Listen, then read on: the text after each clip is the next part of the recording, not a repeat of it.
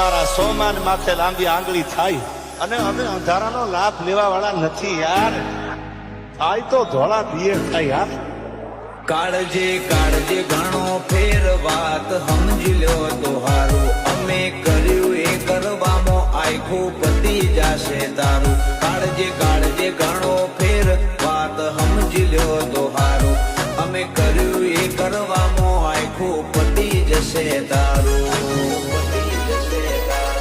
બજારનો ભાર આજકાલ